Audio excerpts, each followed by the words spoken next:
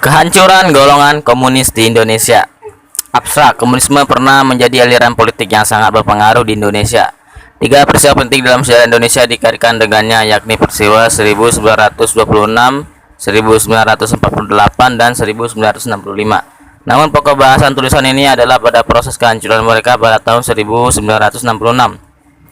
Pemerintah Orde Baru berhasil menguburnya hingga sekarang, meskipun sudah tidak berkuasa lagi sejak 21 Mei 1998. Ini jurnal karangan Abdul Syukur, dosen sejarah UNJ.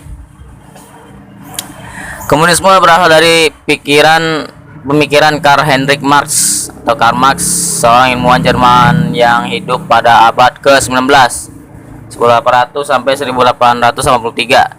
Ajarannya dikembangkan oleh Vladimir Lenin untuk membangkitkan revolusi Rusia untuk menumbangkan kekaisaran Rusia pada tahun 1917. Di atas reruntuhan kekaisaran Rusia itulah Lenin membangun Uni Soviet berdasarkan ideologi komunisme, yang merupakan perpaduan antara pemikiran Marx dengan pengalaman bangsa Rusia. Untuk menyebarkan komunisme ke seluruh dunia, Lenin membentuk Komintern, Komunisme Internasional. Tujuannya adalah membangkitkan revolusi komunis di seluruh dunia untuk menghancurkan kapitalisme, kolonialisme, dan imperialisme. Di antara utusan resmi Komintern adalah Tan Malaka dari Hindia Belanda atau Indonesia, yang bertugas membangkitkan revolusi komunis di Asia Tenggara, khususnya Hindia Belanda. Namun ia bukanlah orang pertama yang menyebarkan komunisme di Hindia Belanda.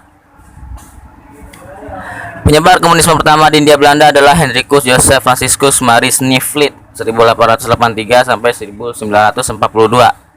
Tokoh intelektual Marxis ini menjadi ketua Persatuan Buruh Kereta Api dan Term di negeri Belanda pada tahun 1909. 4 tahun kemudian menetap di Indonesia yang saat itu masih menjadi jajahan Belanda. Di negeri jajahan ini, Sneflit menghimpun buruh kereta api dan tram pada tahun 1914. Ia mendirikan Indische Social Democratic Party (ISDV). ISDV proklamir komunis pertama di Asia, yaitu di Indonesia ya, yang berdirinya ISDV. Dan banyak mempengaruhi kader-kader terbaik Sarekat Islam di Semarang, Jawa Tengah. Akibatnya SI pecah menjadi dua, SI merah yang dipengaruhi Sneflit dan SI putih yang menolak pengaruh Sneflit. Pada tahun 1918, Sneflit kembali ke negeri Belanda karena diusir oleh pemerintahan kolonial Belanda di Hindia Belanda. Kepergian Sneflit tidak membuat komunisme lenyap di Hindia Belanda. Kepemimpinannya diambil alih oleh para kader terbaiknya, Semaun dan Darsono. Pada tahun 1921, keduanya mendirikan Perserikatan Komunis Hindia Timur. Mayoritas tokoh dan anggotanya berasal dari SI Merah.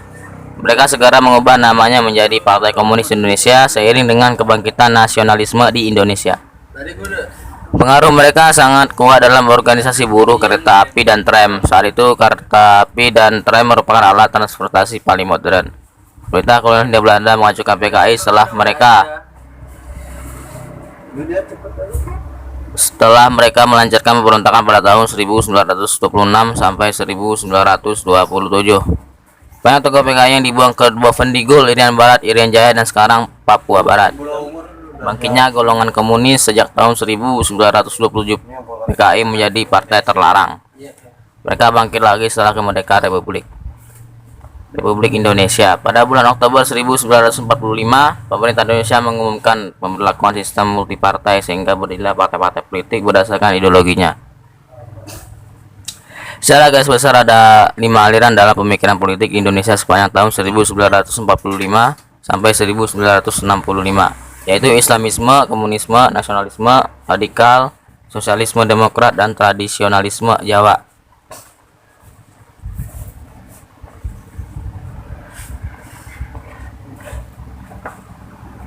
Pada 11 Agustus 1948, Kepala Perwakilan RI di Praha, Cekoslovakia, Suripno kembali ke Indonesia. Ia membawa serta sekretarisnya yang bernama Sueparto alias Musso, seorang tokoh komunis yang melarikan diri ke Uni Soviet setelah kegagalan pemberontakan komunis 1926 di Banten, Jawa Barat. Selama di pengasingan, Musso menjadi salah satu tokoh komunisme internasional yang berpusat di Uni Soviet.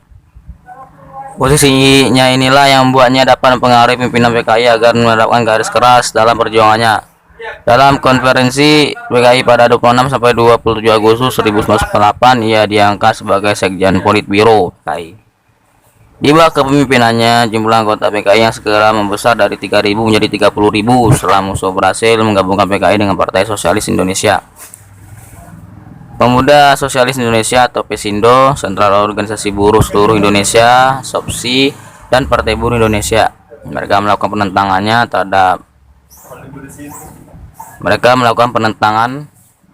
secara terbuka terhadap pemerintah Republik Indonesia, terutama dalam menghadapi Belanda. Gerakan mereka berpusat di Kota Madiun, Jawa Timur pada 19 September 1948. Mereka mendirikan negara komunis Soviet, namun pemerintah di bawah kepemimpinan Presiden Soekarno dan Wakil Presiden Muhammad Hatta berhasil mengagalkannya. Untuk kedua kalinya PKI mengalami kehancuran setelah gagal melancarkan pemberontakan. Sementara itu, peristiwa Madiun menyebabkan terjadinya percepatan regenerasi kepemimpinan PKI dari generasi tua kepada generasi mudanya seperti DN Aidit, Nyoto, Sudisman, dan Sudisman. Mereka adalah pemimpin utama PKI pada tahun 1950-an. Di bawah kepemimpinan Jafar Nur Aidit, kadang DN dibaca pula DN Nusantara, Dipa Nusantara. PKI berhasil menjadi partai terbesar keempat dalam pemilu 1955. Perolehan suaranya berada di bawah PNI, Masyumi, dan Partai NU. Pengaruh PKI di Indonesia semakin kuat setelah Presiden Soekarno mengeluarkan dekret Presiden pada 5 Juli 1959 dan menjalankan politik luar negeri yang agresif dalam menentang neokolonialisme dan imperialisme sepanjang awal tahun 1960-an. Soekarno sangat bergantung terhadap dukungan massa maupun jaringan internasional PKI untuk menghadapi negara-negara nekolim. Hanya TNI Angkatan Darat yang menjadi penghalang utama PKI untuk memperbesar pengaruhnya di Indonesia. Pembunuhan pimpinan Angkatan Darat pada tanggal 1 Oktober 1965 sekitar pukul 2.30 sampai 4.30 waktu Indonesia Barat di Jakarta telah terjadi serangkaian penculikan dan pembunuhan terhadap beberapa perwira tinggi Angkatan Darat yang memegang jabatan penting di MBAD, Markas Besar Angkatan Darat.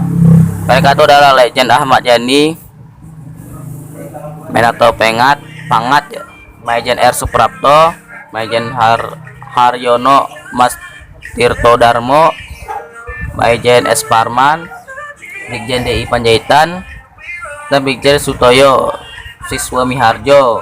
Pada peristiwa ini, Jenderal Ahmad Nasution berhasil lolos dari usaha penculikan, tapi putrinya bernama Ade Irma Suryani dan baru berumur 5 tahun serta ajudannya yang bernama Letu Pierre Andreas Tandean meninggal dunia dalam peristiwa tersebut. Nasution baru keluar dari persembunyian dan bergabung dengan pasukan Kostrad, Komando Strategis Angkatan Darat yang dipimpin oleh Majen Soeharto pada pukul 6 sore. Operasi penculikan ini dilakukan oleh pasukan Resimen Cakrabirawa. Peristiwa penculikan terhadap para perwira tinggi Angkatan Darat ini disampaikan oleh Masyuri SH Kepala Panglima Kostrad Majen Soeharto pada pukul 6 pagi ini kayaknya. Masyuri adalah sekretaris RT rukun tetangga di mana Soeharto tinggal dan ia mendapat kabar penculikan ini dari Kapten Brimob Hamid Syamsuddin. Setelah mendapat pemberitahuan dari tetangganya ini, Soeharto segera berangkat ke kantornya, Markas Kostrad yang terletak di Jalan Merdeka Timur, Jakarta Pusat. Ia sampai di kantornya sekitar pukul 6.30 waktu Indonesia Barat. Sebenarnya berita tentang apa yang terjadi saat itu masih simpang siur. Soeharto untuk sementara mengambil alih komando di Angkatan Darat. Jabatannya selaku Panglima Kostrad menjadikan dia sebagai perwira paling tinggi jabatannya. Pengambil alihan ini disetujui oleh para perwira Angkatan Darat.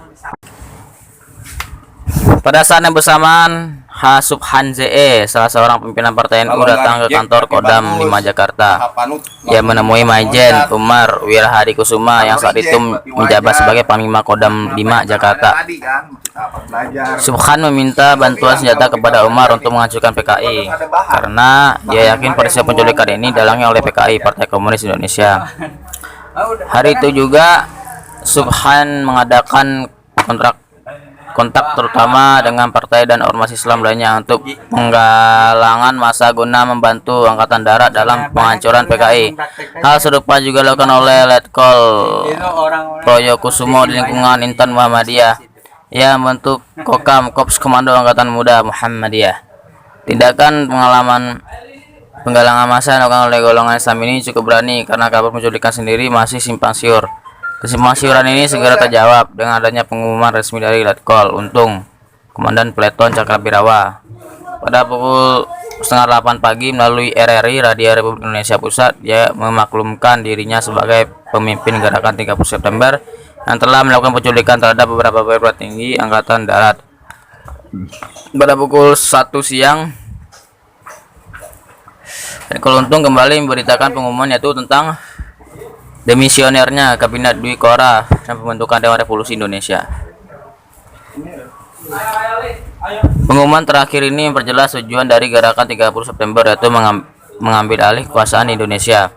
Para perwira Angkatan Darat di Kostrad memutuskan untuk menghadapi pasukan pemberontak tersebut.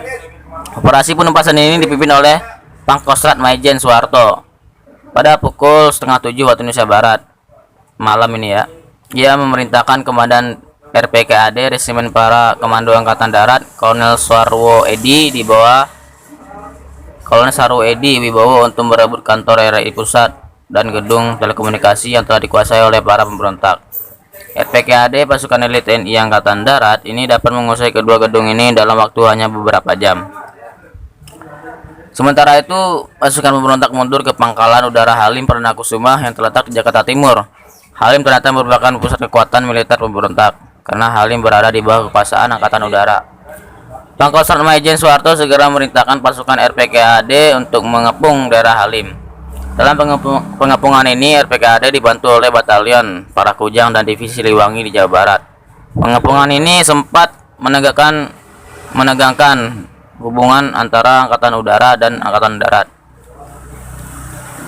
Ketegangan ini tidak sampai pecah menjadi konflik senjata sebab pada tanggal 3 Oktober 1965 pukul 1.30 pagi Presiden Soekarno memerintahkan pasukan pemberontak yang berada di Halim agar menyerahkan diri. Dengan demikian, kekuatan militer pemberontak Jakarta dapat dilumpuhkan, sementara Maijen Soeharto sibuk memimpin operasi penumpasan secara militer terhadap para pemberontak. Maka Maijen Sucipto, Ketua G5 Koti, komandan tertinggi, bekerjasama dengan Suhan mengundang semua pimpinan partai politik di Jakarta. Pertemuan ini diadakan pada tanggal 2 Oktober 1965 di markas Kostrad. Dalam pertemuan ini hanya PKI dan Parkindo, Partai Kristen Indonesia, yang tidak hadir. Pada pertemuan ini Maijen Sucipto mendesak para pimpinan partai untuk menentukan pilihan apakah memilih komunis atau Angkatan Darat. Para pimpinan partai akhirnya memilih untuk bergabung bersama Angkatan Darat dalam menghadapi PKI. Realisasi dari dukungan para pimpinan partai adalah dengan membentuk Badan Koordinasi Pengganyangan Kontrarevolusioner Gerakan 30 September. Badan ini nantinya diubah menjadi Kap Gestapu, Kesatuan Aksi Penggayangan Gerakan September 30, yang berfungsi sebagai pusat penggalangan massa guna menghadapi PKI. Tapi pembentukan badan ini tidak diumumkan menunggu perkembangan dari pengepungan di Pangkalan Udara Halim Perdana Kusuma. Supan yang diangkat sebagai koordinator segera menjadikan rumahnya sebagai markas kekuatan anti komunis. Pada tanggal 4 Oktober 1965, para pemimpin partai dan ormas dari berbagai unsur mengadakan ceramah umum yang bertempat di Taman Sunda Kelapa, Jakarta Pusat. Para pembicaranya antara lain HM Subhan ZE dan Yahya Ubaid, keduanya dari NU, Proyokusumo Muhammadiyah, Syekh Marhaban PSII, Tejo Mulyo Katolik, dan lain-lain. Acara ini diakhiri dengan pernyataan bersama mengutuk tindakan kudeta 30 September yang memakan korban 6 jenderal. Pernyataan ini secara tegas menyatakan bahwa PKI sebagai dalam kudeta, oleh karenanya PKI dan ormas-ormasnya harus segera dibubarkan. Pada saat inilah dibentuk Kap Gestapu dengan Ketua Suhan ZE, Sekretaris Hari Tansilalahi Katolik, Ketua Pengerahan Massa Lukman Harun Muhammadiyah, Keamanan Erwin Baharudin IPKI, Keuangan Syarifuddin Harahap HMI. Anggotanya Agus Sudono, Ismail Hasan, Esa Yahya Ubaid SH, Lembian Kie, Mar'i Muhammad, Syarifuddin Siregar Pahu, Ramli Harahap, Husein Umar, dan lain-lain. Dalam perkembangannya, Kap Gestapu membentuk semacam presidium yang terdiri dari unsur-unsur NU, partai politik, Partai Katolik, Parkindo, IPKI, Perti, Muhammadiyah, Gasbindo, dan Soksi. Tampilnya Subhan memimpin Kap Gestapu menurut Haritan Silalahi karena dia adalah tokoh partai NU yang disegani dan populer di kalangan kaum muda. Pengumuman pendirian Kap Gestapu ini dengan sengaja didahului beberapa jam oleh acara pengangkatan jenazah para perwira tinggi Angkatan Darat yang menjadi korban kudeta. Pengangkatannya dilakukan oleh pada pukul 1 siang dan langsung dibawa ke MBAD, Markas Besar Angkatan Darat, yang terletak di Jakarta Pusat. Jenazah baru dikebumikan pada esok harinya tanggal 5 Oktober 1965. Kondisi jenazah yang sudah dalam keadaan rusak ini ditambah dengan agitasi keagamaan mampu membangkitkan sikap anti komunis yang luar biasa. Pada tanggal 5 Oktober 1965, jalan-jalan yang menjadi rute penguburan jenazah para perwira ini dipenuhi oleh rakyat Indonesia, terutama masyarakat kota Jakarta. 3 hari setelah acara penguburan 8 Oktober, beberapa ribu pemuda Ansor membakar habis markas besar PKI di Keramat Raya, Jakarta Pusat. Aksi kekerasan ini mengawali kegiatan-kegiatan demonstrasi yang menuntut pembubaran PKI secara ormas-ormasnya, beserta ormas-ormasnya. Sikap Presiden Soekarno yang tidak mau mengakui PKI sebagai dalang kudeta memperbesar gelombang demonstrasi menuntut pembubaran PKI. Para pimpinan Kap Gestapu memecah para anggotanya menjadi kesatuan-kesatuan yang lebih kecil berdasarkan profesi. Pada tanggal 25 Oktober 1965 berdirilah KAMI, Kesatuan Aksi Mahasiswa Indonesia. Sarif Tayat tegas, konsisten, tetap luas. Mantap. Kemudian berturut-turut berdiri KAPPI, Kesatuan Aksi Pemuda Pelajar Indonesia, KASI, Kesatuan Aksi Sarjana Indonesia, dan KAWI, Kesatuan Aksi Wanita Indonesia.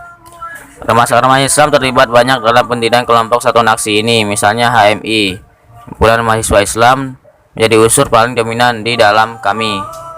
Sedangkan PII, Pelajar Islam Indonesia, Ansor, dan Pemuda Muhammadiyah banyak terlibat di dalam KAPPI. Anggota KAMI, keluarga alumni HMI banyak terlibat dalam KASI. Di antara kelompok Satuan Aksi ini, KAMI adalah kelompok yang paling besar dan menjadi pelopor utama, tidak hanya dalam rangka menghancurkan PKI tapi juga menyingkirkan Presiden Soekarno. Ada semacam pembagian tugas yang tidak tertulis antara kelompok Kap Gestapu dengan Kesatuan Aksi.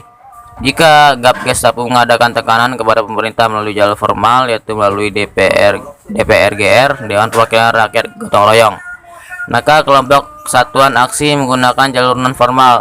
Tapi jalur formal melakukan Kap Gestapu tidak efektif, sehingga kelompok Kesatuan Aksi terus-menerus mengadakan aksi demonstrasi menuntut pembubaran PKI.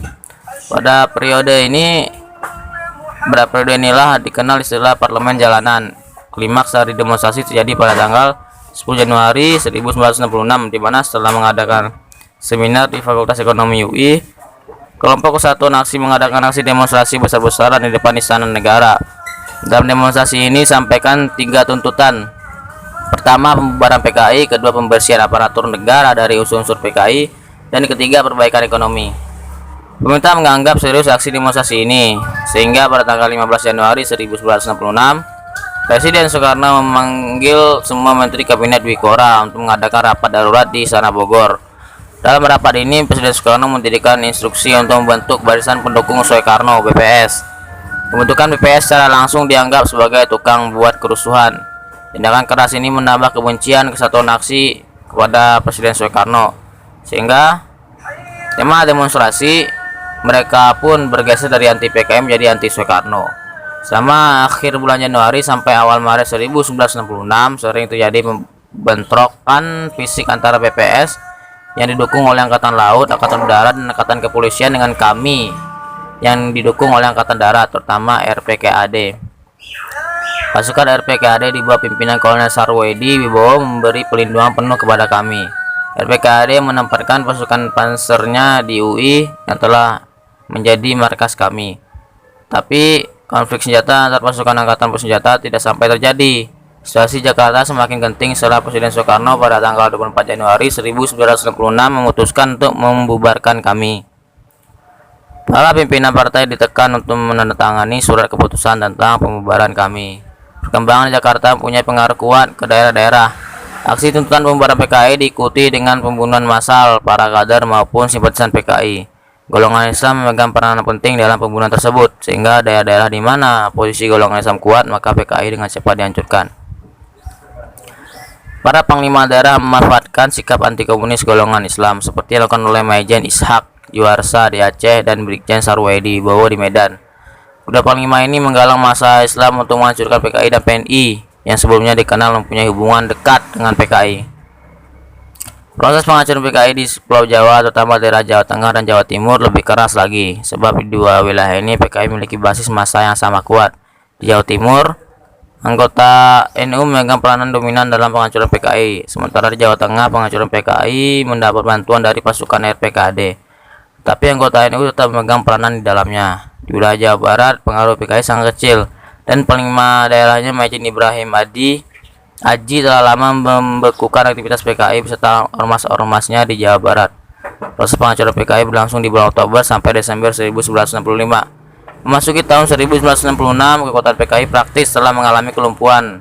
Pada 12 Maret 1966, Panglima Kostrat atau Panglima Kapkamtib Maijen Soeharto setelah mendapatkan surat perintah 11 Maret 1966 dari Presiden Soekarno langsung membubarkan PKI beserta ormas-ormasnya. Tindakannya mendapat dukungan luas dari kekuatan sipil anti komunis yang berada di luar maupun dalam parlemen. Pada 5 Juli 1966, pimpinan parlemen yang saat itu dipimpin oleh Jenderal Abdul Haris Nasution penerbitan TAP MPRS nomor XXV atau MPRS 1966 tentang pembubaran PKI dan larangan penyebarkan atau mengembangkan paham atau ajaran komunis atau Marxis-Leninisme. Sejak itu PKI beserta ormas-ormasnya menjadi organisasi terlarang di seluruh wilayah negara Republik Indonesia. Pemerintah Orde Baru selama 30 tahun menjalankan TAP MPRS nomor XXV 25 secara konsisten sehingga menutup ruang gerak golongan komunis untuk bangkit kembali. Pada tahun 2000, Presiden Abdurrahman Wahid 1999 sampai 2001 pernah mencoba untuk menekan MPR agar mencabut TAP MPRS nomor 25, namun usahanya mengalami kegagalan karena mendapat tantangan luas dari seluruh kekuatan anti komunis Indonesia, baik yang berada di dalam maupun di luar MPR. Pada 22 Juli 2001, Presiden Abdurrahman Wahid menerbitkan maklumat presiden yang berisi pembubaran parlemen, MPR dan DPR. Keesokan harinya giliran pimpinan MPR yang memecat Abdurrahman Wahid dari jabatan presiden. Ia digantikan Wakil Presiden Megawati Soekarno Putri hingga tahun 2004. Berdasarkan pemilu presiden 2004, Megawati digantikan oleh Susilo Bambang Yudhoyono. Kedua presiden RI ini mempertegas dukungannya terhadap pemberlakuan TAP MPR nomor 25 sehingga menutup rapat kembali bangkitnya komunisme di Indonesia. Simpulan, hingga tahun 1966 PKI telah mengalami 3 kali kehancuran, yakni pada tahun 1927, 1948 dan 1966. Namun PKI selalu dapat bangkit kembali berkat kepiawaian pemimpin mudanya seperti yang terjadi pada tahun 1945 sampai 50. Aidit adalah tokoh PKI yang paling berhasil dalam membesarkan partainya maupun memperbesar pengaruh golongan komunis di Indonesia. Di bawah pengaruhnya, Presiden Soekarno mengeluarkan Indonesia dari Persatuan Bangsa-Bangsa PBB setelah gagal mendapat dukungan PBB untuk menggagalkan rencana Inggris membentuk negara federasi Malaysia. Di samping itu juga, Aidit berhasil mempengaruhi Presiden Soekarno untuk membentuk poros Jakarta, Peking. Awal tahun 1960-an merupakan puncak kejayaan PKI di Indonesia, namun mereka justru mengalami kehancuran pada saat sedang berada di puncak kejayaannya. Jenderal Soeharto dan Jenderal Abdul Haris Nasution adalah dua tokoh utama dalam penghancuran golongan komunis di Indonesia. Namun golongan komunis tidak dapat bangkit lagi setelah kehancurannya pada tahun 1966 karena Presiden Soeharto selama berkuasa selama 30 tahun sangat konsistensi dalam menjalankan TAP MPR nomor 25. Nah, selesai ini ada daftar pustaka 1 Oktober 65. Mungkin itu. Selesai juga kita baca jurnal dari Abdul Syukur, dosen jurusan sejarah UNJ. Enggak teman-teman nggak puas dan mau mencari artikel-artikel lain mengenai kehancuran golongan komunis di Indonesia. Assalamualaikum warahmatullahi wabarakatuh.